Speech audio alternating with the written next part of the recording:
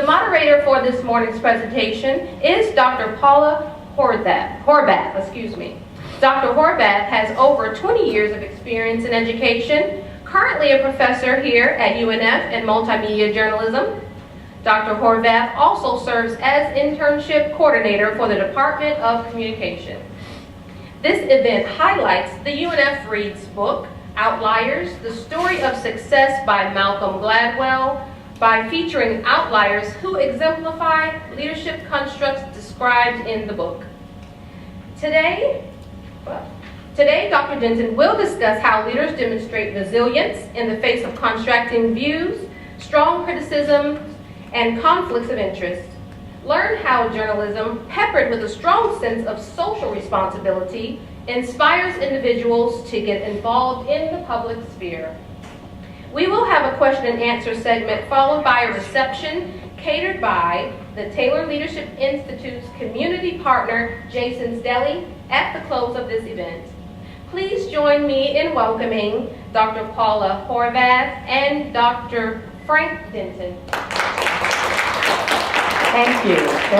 As she said, I'm Dr. Paula Horvath, and I've been an instructor of journalism here for about 25 years now. I'm pleased to be with you this morning and to have the chance to introduce Dr. Frank Denton, who is the editor of the Florida Times-Union as well as the Times-Union online counterpart, Jacksonville.com. He has been a leader in the local news organization here since 2008, but he has been in positions of leadership for decades. In addition, he possesses both a master's degree and a doctoral degree in business. So he has a real appreciation of what it takes to be a leader in various types of situations. In addition to his academic background and his 6-year tenure here as an editor of the Times-Union, his leadership credentials are absolutely extensive. He's also served as an editor at the Tampa Tribune, arguably one of the top newspapers in the state, the Washington State Journal, and the Detroit Free Press, which is one of the country's premier newspapers. Wisconsin State Journal. Man, did I get that wrong? Although Washington is a nice state. He's also vice president for journalism with the Morris Corporation, where his job involves leading the effort to improve journalism by consulting with journalists and editors, by hiring and firing, as well as troubleshooting. He has also been busy at the Times-Union, and I'll talk about this in a minute, fighting for First Amendment rights of those journalists and newspapers.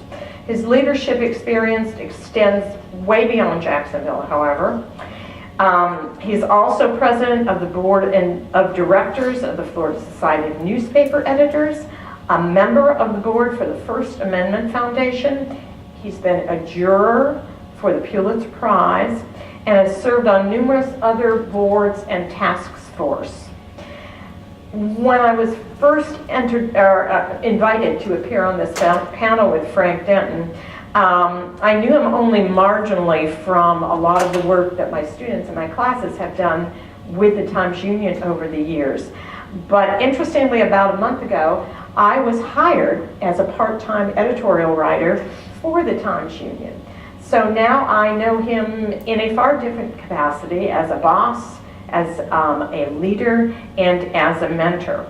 I can say that I've had amazing opportunities to rub shoulders with Dr. Denton in a very different capacity, and it's been wonderful. I've seen him in positions of newsroom and community leadership, and can say without reservation that he is knowledgeable, caring, and compelling as a leader.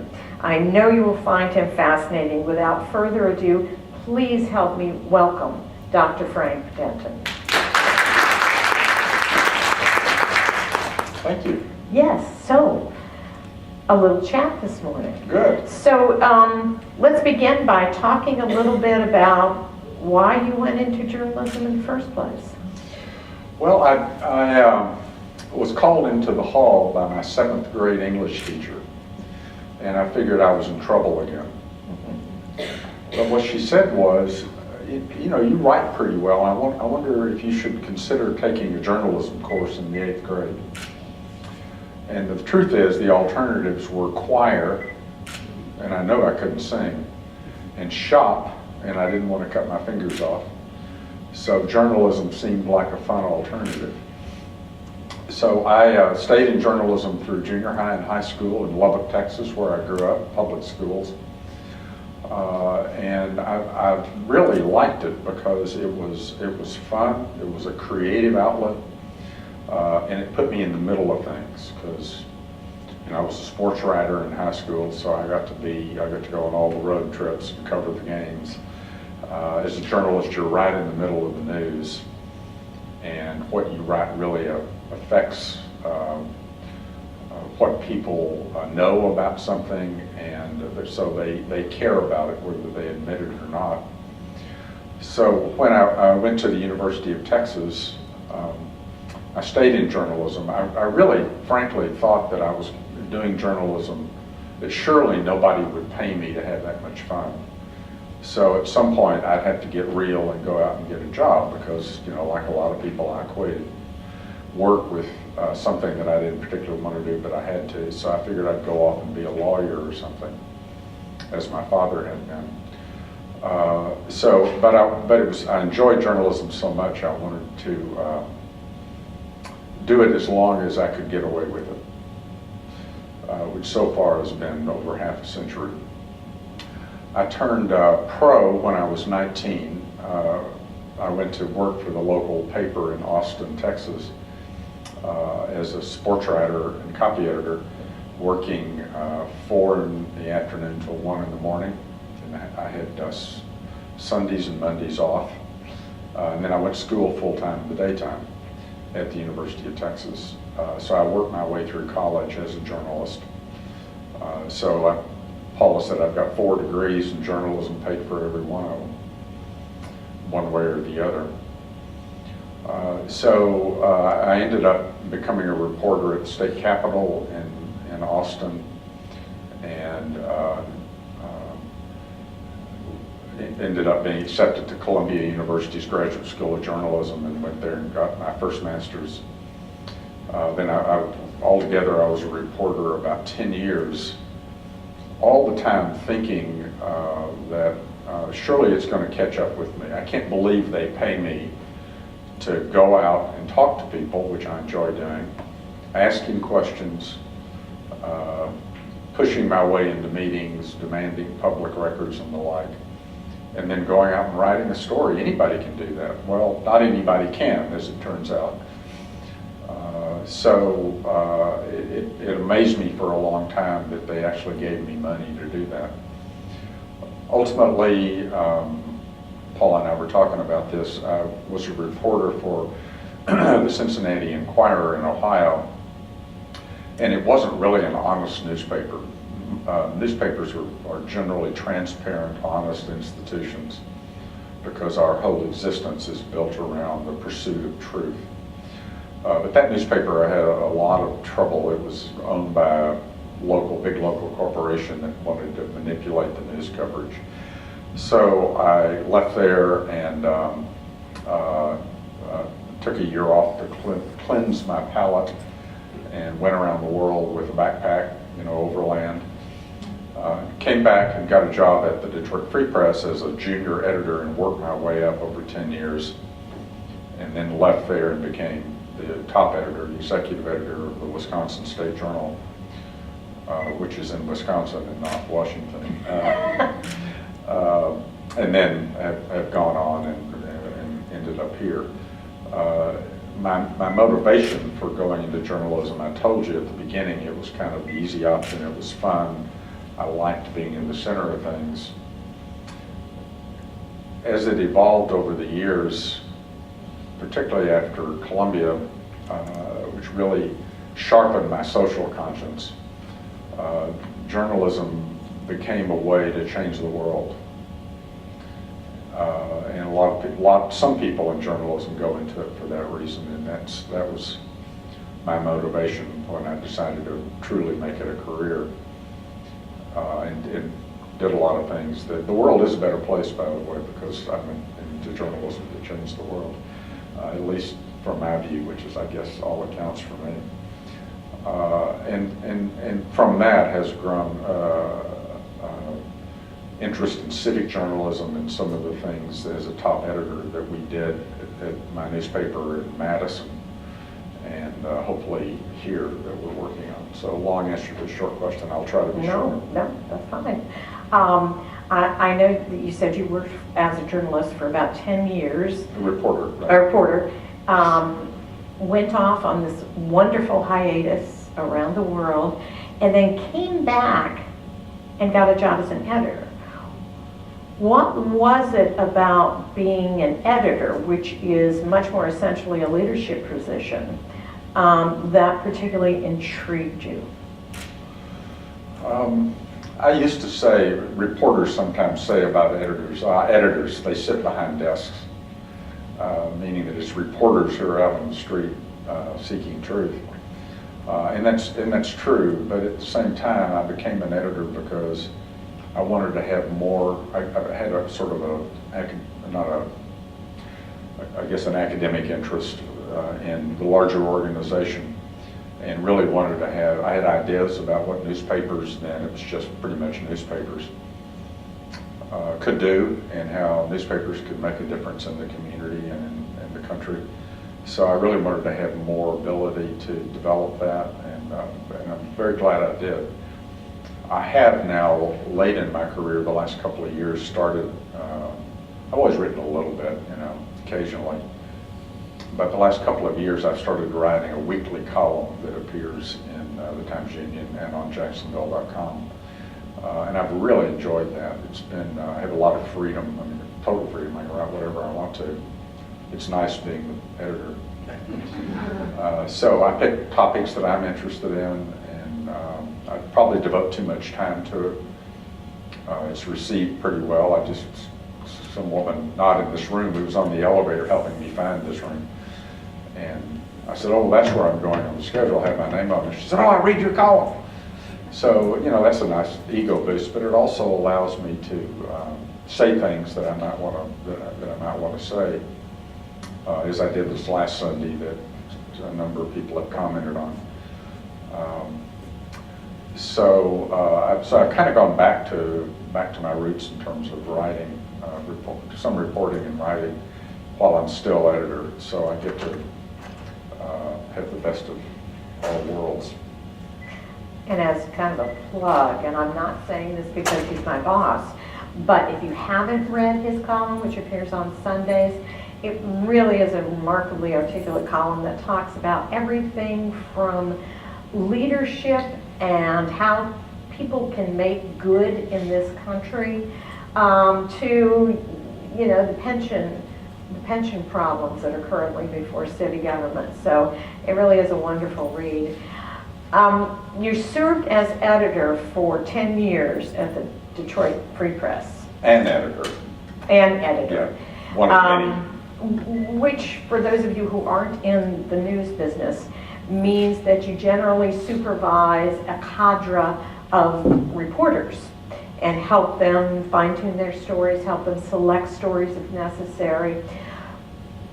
What qualities of leadership do you think were most important in being an editor? That's interesting. Let me say in response to that, something you asked a minute ago that I drifted off into something else.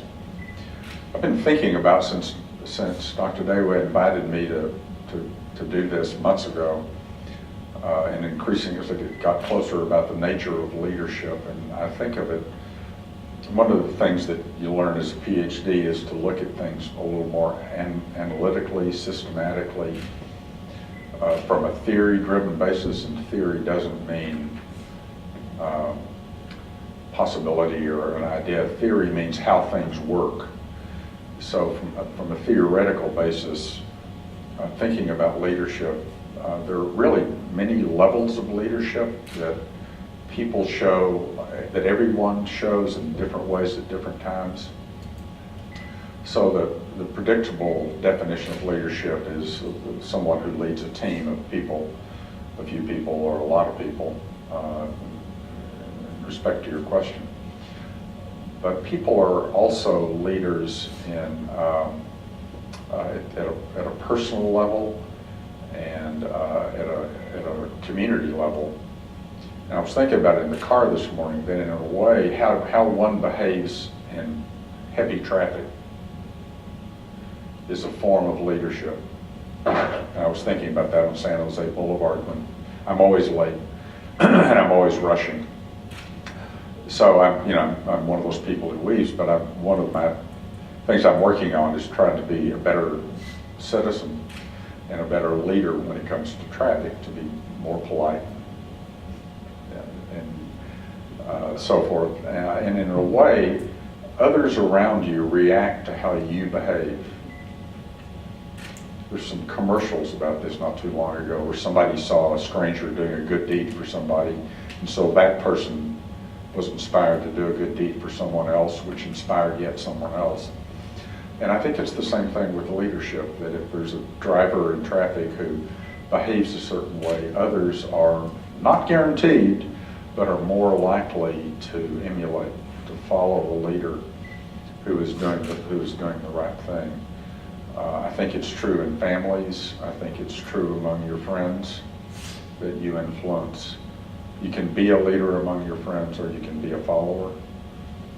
Sometimes it's, one is better than the other. So then back to your question about leadership at the Free Press, which was a wonderful newspaper back then. It was big and creative and had very talented journalists in it. And I had a lot of experience, but as a reporter. So that was my first job as an editor. And what was interesting about it was my first job was assistant editor of the lifestyle and features area, which had really talented writers. And I didn't go in, I probably thought I was going in to lead them. What actually I did when I started was I went in to have them teach me how to be a leader. They worked for me, but I really didn't know how to be an editor or a leader. And I really learned it from them and from other people who had officially worked for me over the years. But by watching how they behave, I learned what works and how to be a leader. So I had one example. There was a reporter there, a woman named Judy Sarin. She later, her husband was a reporter for the New York Times, and she herself became a reporter for the New York Times. She was a wonderful reporter and writer, a much better reporter and writer than I was an editor. But she worked for me. So, and she was also the nicest person on the planet, just really understated and full of dignity. And so she did a story, and I edited it, and it ran in the newspaper. And you make some changes in the story, and it's published, and the editor has the authority to do that. It's very hierarchical. So I did that, and it wasn't, I don't recall it being a profound change, but it was a change. And the next day she came in and very politely asked if she could speak to me privately. We had a desk out in the room. So we went into a meeting room, closed the door, and she said, "Here's what you did to my story." And I don't remember what it was, but I somehow had made it, I'd heard the writing, but I think I might have edited in an error of some kind. But my editing, it wasn't that I changed her story. We don't have prima donnas like that in journalism. Stuff's changed all the time. It was that I did it badly. And she was very angry, but very firm and very respectful, and said, You messed up my story. You should have come back to me with that change. We could have talked about it. And don't ever do that to me again. And all I could say was, yes, ma'am. So that was a moment where she had taken over leadership because she was right and I was wrong. And I learned from that. And one of the things I learned is you don't make changes in somebody's story without going back and saying, I changed this. They may disagree, and then you can make your own judgment. You still have the authority. But if you're hurting the story, editing in an error or whatever, you learn that way. And then, so I learned that from her, and she was very happy to be led by me. She allowed me to lead her and taught me how to do it. And that's just one example, but there are a lot of others. But I just urge you to think about the notion of leadership as inspiring change in others, whether they report to you, whether you're the chair of the committee, or whether you're in your family, among your group of friends, or just out in society. That what's the book?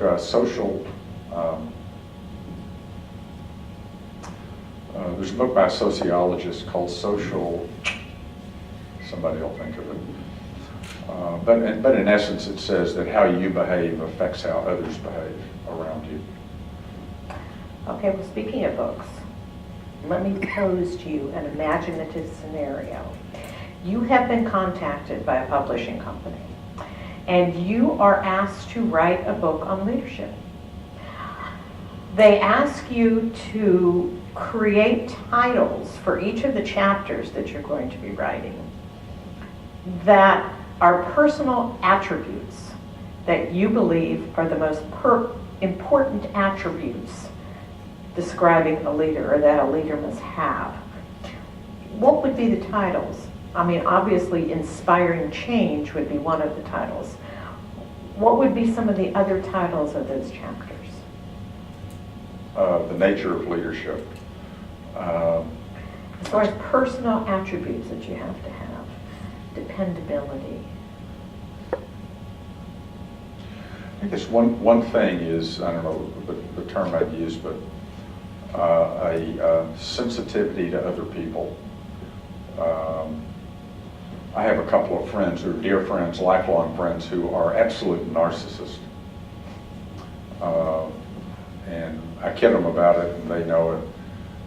Narcissism is the other side of what I think a good leader can be. I think a good leader needs to be sensitive to others, to pay attention to what others think and believe and do.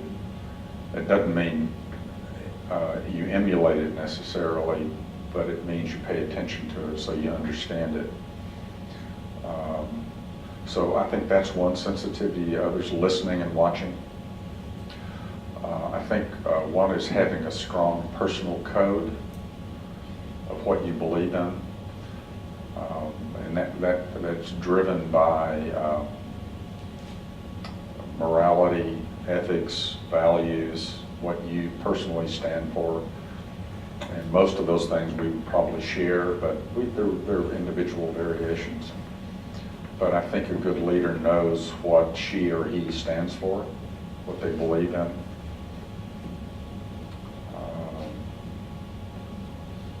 So that's 2 chapters. How long does this book have to be? Well, as long as you want it to be.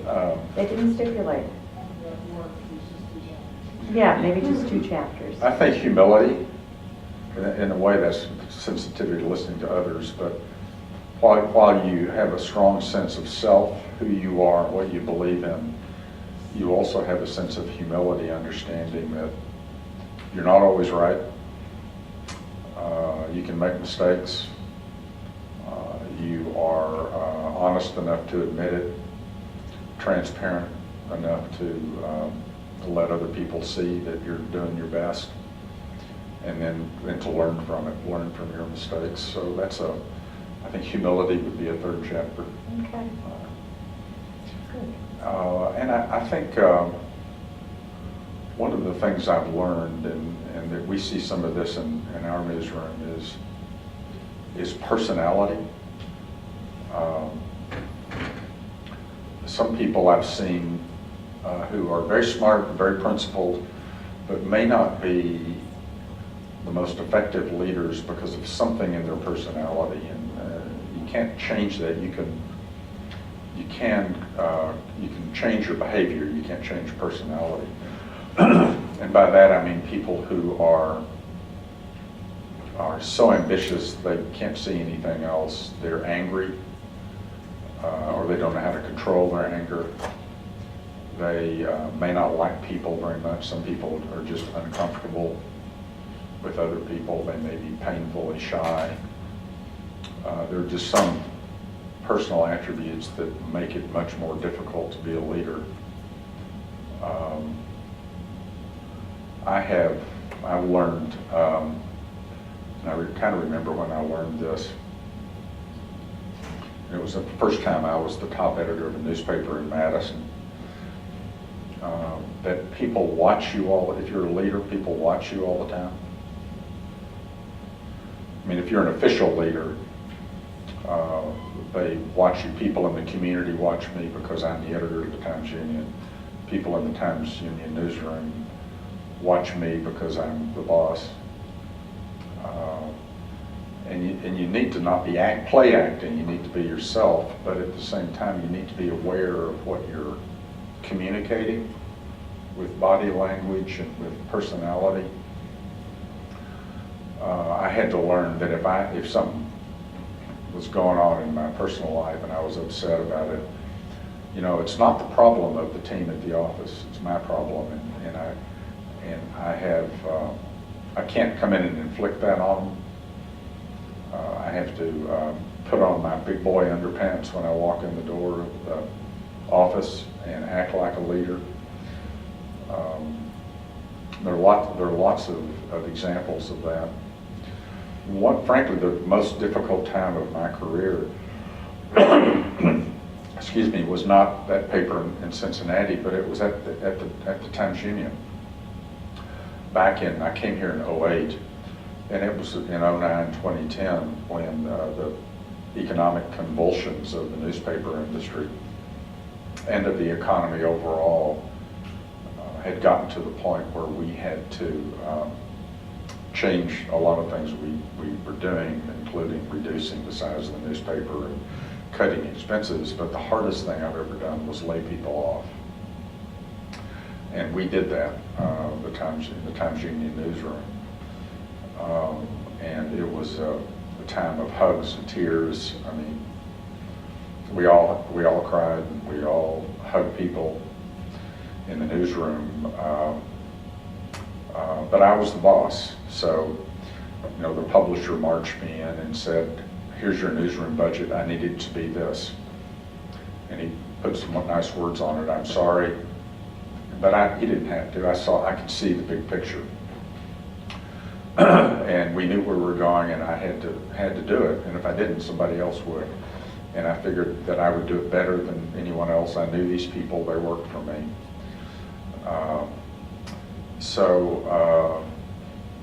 It was the hardest thing I did, but I tried to, and I didn't always succeed, but I tried to remember when I walked in the door and walked out in the newsroom. I'd have the editors in saying, we got to do this, we got to do that, and I would say to them every time, remember, when you walk out of my office, everybody is watching you. So I need you to understand that and put on the right face when you go out, the face of leadership, which would vary depending on the situation. So I didn't know how that was going to turn out.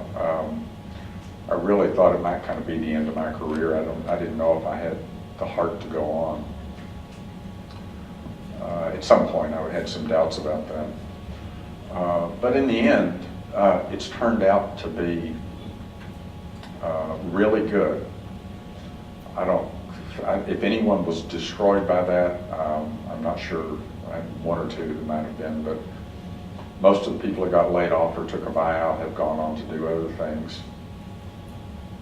Some up in Jacksonville. We are a much leaner newsroom now. There are people out there who think we're doing better journalism now than we did back then, particularly on investigative and watchdog things. I think the community thinks so, based on the feedback I get. The feedback I'm getting on what we're doing is blowing me away. So it was extremely painful at the time, but coming out of it, because if you have your values and your ethics straight, and you do your best leadership, things almost always work out for the best. And they have. What's really important is our community and our company.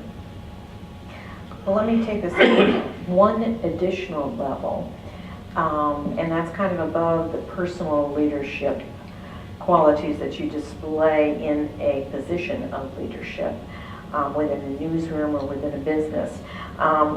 When you were an editor, you created a couple of projects, ways of looking at journalism that have now become standards within the newspaper industry. One of them is civic journalism, and the idea that a newspaper and a news organization should serve a civic function within the community. The other thing that I know you've done well at the Times Union is you have been the person who has engaged in the filing of lawsuits to protect basically the citizens of this community from infringement on First Amendment rights and the Sunshine Law that were being perpetrated by public officials that wouldn't allow journalists to gather the information they needed to tell their readers and their viewers. What is that next step of leadership? Should leaders go beyond their insular leadership within their organization and also assume a larger leadership role in the community?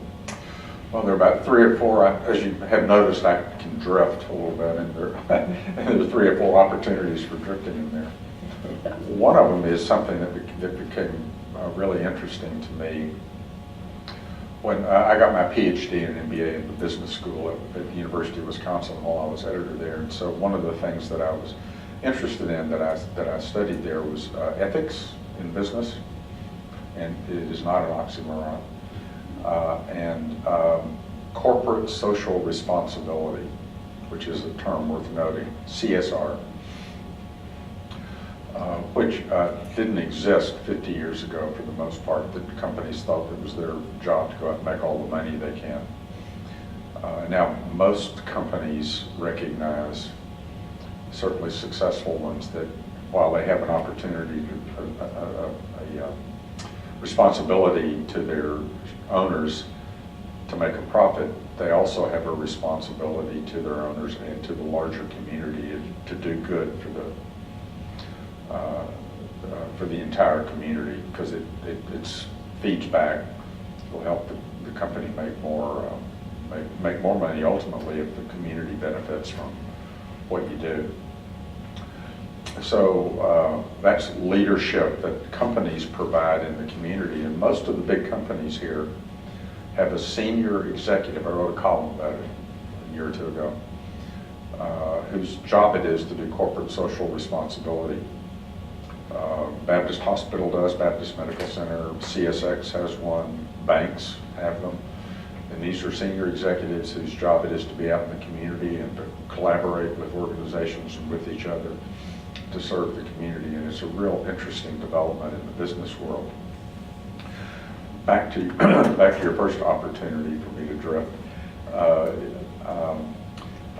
Journalism. It's different and narrower for, well, it's not really true. It's different for journalism. We think just by doing journalism that we are exercising social responsibility, because by informing the community, the electorate, they will behave differently if they know the truth, our best efforts of truth and the facts about what's going on. So we think there's that level of social responsibility. But at the same time, we have to be very careful not to be partisan or to be advocating a certain course, whether it's a political campaign or solving a community issue. And the reason we do is we'll lose our credibility, that there are different solutions to problems. And our job is to inform the people who are making the decision, usually the people of the community, so they can make their own decisions about what's right and wrong. Now, we do have the editorial page that Paula works on, where our editorial board, totally separate from the newsroom, does take positions on things as a way of stimulating discussion in the community. So generally, the traditional model of journalism is that, kind of use the metaphor of a castle, that our job is to be in the castle and throw out lobs of information out there, pull up the drawbridge, and then what people do with it is up to them. That we have traditionally have no responsibility to take any action on the information that's out there about some community problem or national problem. That's up to the people to figure out. Well, civic journalism, and I didn't invent it. I was one of the original people who developed it. If there was an inventor, it was the editor of a paper in Wichita, Kansas. But really, it was a body of thinking back in the 80s and 90s about the role of journalism. And I was one of the people who worked on it, and then later kind of went off in my own tangent. And the idea of civic journalism is journalism taking responsibility, not just for informing the community, but for some degree of responsibility for creating an environment within the community to help the community decide what they want to do about something. So some of that has been just publishing reader reaction to things and getting community discussion going. Sometimes it's organizing political debates, which we do some of. Where we get politicians up there, we ask them questions trying to engage the community. What we did in Madison that I think Dr. Horvath was referring to is a thing called Schools of Hope, and that was because in that city, which is very well educated, affluent, but middle to upper middle class, has a lot of opportunity, a lot of advantages that many other communities don't have. I had the University of Wisconsin there, the state capital, but in our schools we had a racial achievement gap, that African American kids weren't performing as well as white kids, and nor were Latino kids performing as well as white kids. And it's common, frankly, for historical and sociological and economic reasons all over the country. But I decided that in Madison it was really unacceptable to have black kids not succeeding in our schools, because we had, with all the opportunities, with all of the advantages we have, we should be able to overcome some of those issues. Excuse me, I was on an airplane and I got a bug that I'm trying to get rid of. So we did a three-part approach. One was serious investigative reporting about what caused these disparities in educational outcomes. It took 2 or 3 years to do it, and it was deep reporting, project reporting. Secondly, we mobilized the community to get involved, to talk about it, to be engaged. And then thirdly, and this was what was pretty radical at the time, but it still is radical, that I organized a community leadership group, invited them to come together. This was the mayor and the county executive and the police chief and the head of the Chamber of Commerce and the Dean of the School of Education at the university, Teachers Union, and a bunch of other people. There's 40 or 50 people to come together to advise our journalism. We never give up control of our journalism to anyone. No way, no how, no time. But we listen to people. So most newspapers had not done that to that point. But we get their advice on how to go about reporting the story. We go out and do our own independent reporting and come back and convene the leaders again and say, here's what we have and what we're going to publish. Now, what's your reaction to it? And we'd include that in the reporting. And then we also expected and hoped the leaders would come up with solutions. And you know what? They did. It was the damnedest thing. It worked. They came up with a set of solutions, and this was over 5 or 6 years, that involved dealing with peer pressure, with teacher support in the schools. The most visible thing was a tutoring program that they developed with the School of Education and the Teachers Union and the public schools to identify every at-risk kid in the school, and most of them then were African American and Latino and some East Asian, Southeast Asian, and have a tutor to work with that kid all year, one tutor, one kid all year. And so then they came back to us, and they got the professors at the university to agree to train the tutors. They got a federal grant to put coordinators in all the schools. It was a big deal. And they came back to me and said, okay, now we need tutors. Will you help us get them? And I said, of course we will. So we ran a story in the Sunday paper, and by the end of the week, we had over 500 people who volunteered to be tutors all year. That year we ended up with 600, and ultimately it was 800, which in Jacksonville wouldn't be much of a dent, or would be merely a dent. In Madison, it was a big deal. So I left there in 2004 to go to Tampa, and they later presented me a plaque that showed a fever chart, the lines of academic performance of white kids, black kids, Latino kids, East Asian and other Asian kids, Southeast Asian kids. And the lines were disparate were separated because some performed better than others. But after I left in about 2005, those lines were merging. And they showed it started with Schools of Hope, and the lines were coming together in a positive way. And a couple of years after that, they merged. And what that meant was the elimination of the racial achievement gap in the third grade reading and math is all. I think Frank calls that the journalism of hope. I think it's also the journalism of leadership. I know that we hopefully have stimulated some questions on the part of the audience, and I think we have a gentleman over here with a microphone. So is there anyone that would like to ask any questions of Dr. Denton? Thank you.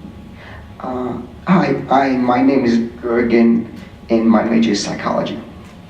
Dr. Denton, I will make some, I guess this is questions I'm questioning to understand myself in how I understand U.S. media.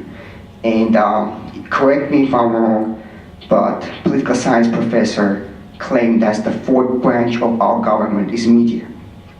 And your role as informing our citizenry what is going on with investigative journalism and the reporting of what's going on around the government and local and state and national. The question to you is, how do you play a role in water turnout? And the second question is to that. Let's say the citizens have to be informed. However, there's a price to it. For the Times Union, they charge, there's a price to use your website. And I understand nothing is free. You guys have to make profit. However, so voter turnout and citizenry that needs to pay pay for such information. How do you balance these two things? Thank you. Yeah, voter turnout is really low in this country, and it's worse in some local elections. It's worse in midterm elections. The fact is that except in presidential races, most Americans don't vote, and it's a shame and a national problem.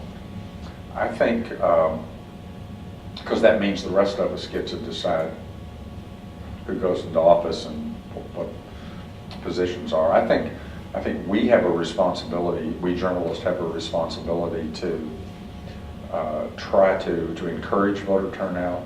We do it, but we don't do it, I don't think, well enough. You know, we interview candidates, and Dr. Horvath's part of that. We endorse candidates, though our real goal is to get people to consider candidates and go out and vote. I don't think I've been thinking about this, I don't think we cover campaigns creatively enough.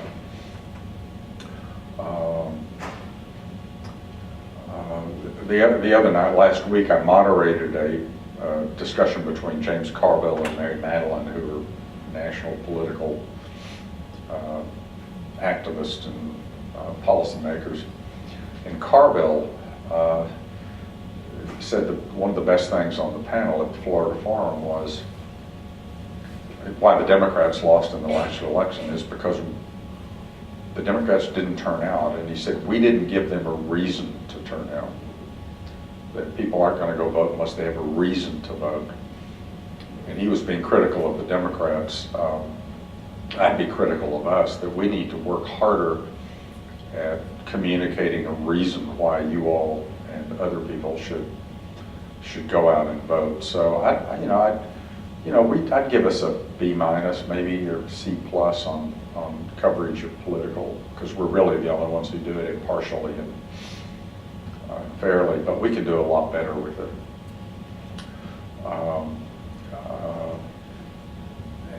And the other question was?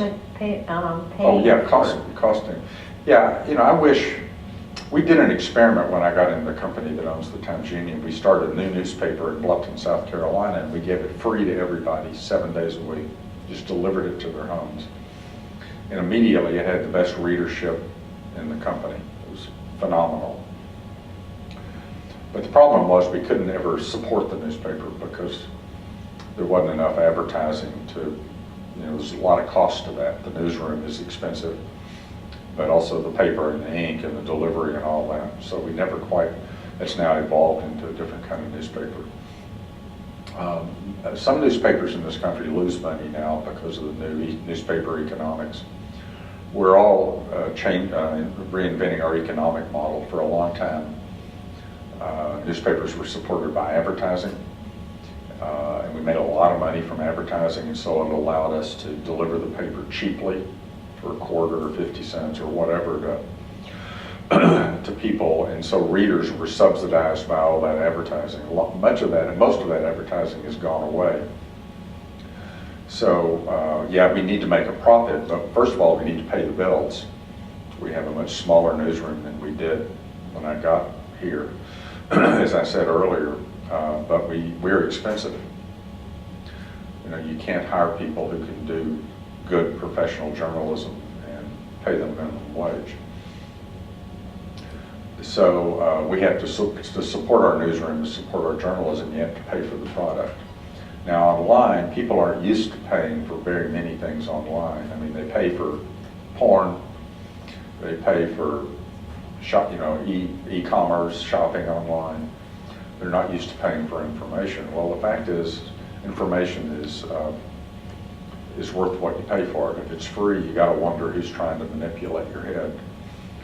There's lots of free stuff on the internet. Some of it is even true. I know I have a question. But we'd like to, and we did for a long time, give our journalism away online. But now it doesn't cost much now. It's like $1.50 a week or a month or something online. It's very cheap. But we got to start building that revenue source, because you all don't read print newspapers for the most part. Don't go to the website either, but our digital media need to cost something so that you can get the information you need to be good citizens, or else we can't pay the bills. Question? Hi, My name is Taylor Bump, and I'm an international studies major. Thank you.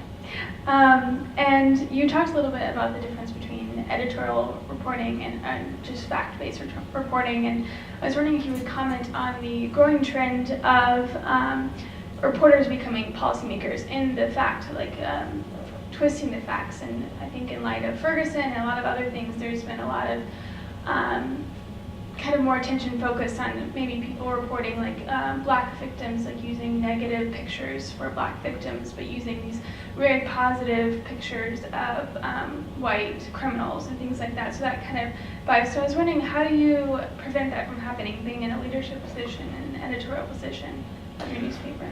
Yeah, our ethics require us to do our best job at delivering the truth, and we built a number of controls in on that. For example, we run mugshots at a certain level of crime and up, the worst crimes. We run mugshots no matter who they are, and the proportion of white versus black depends on what the truth is out there.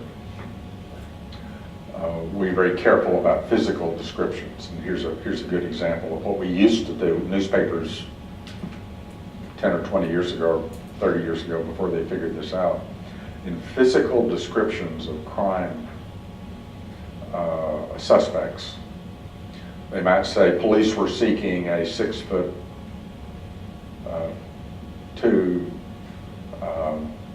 person, man wearing a head shade, wearing a Rutgers jersey or something. And part of that may be race, but what was interesting, they would only give race if it was an African American or a Latino. If it was white, they wouldn't mention race, and it wasn't out of racism. It was about a sort of majoritanism.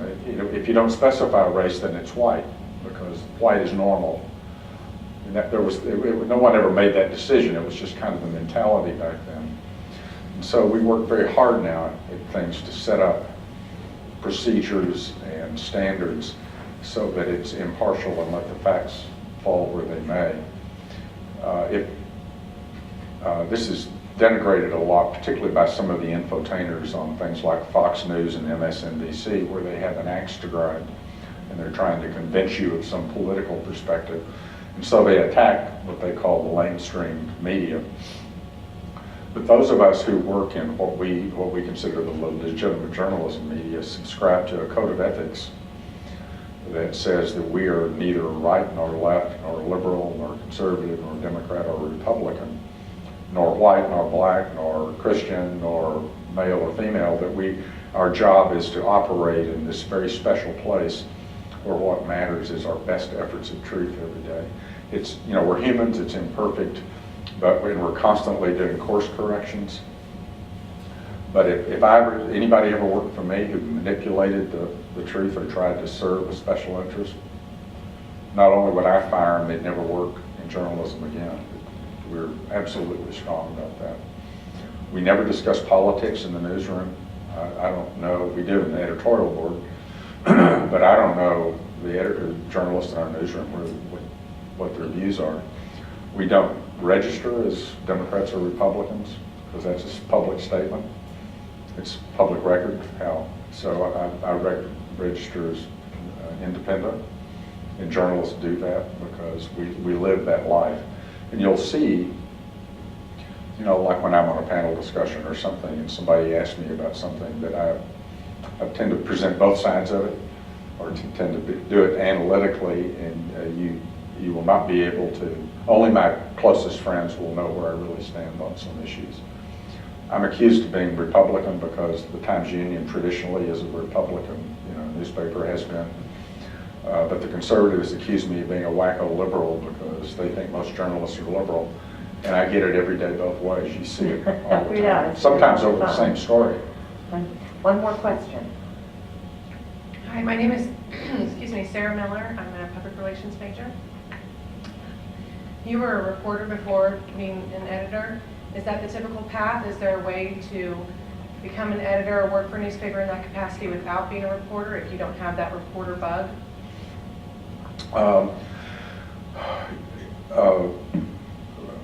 Yes, but you really have to, it's like many other fields, you have to know the basic skills, and you have to understand how the front lines work. And the front lines are reporters and copy editors and photojournalists.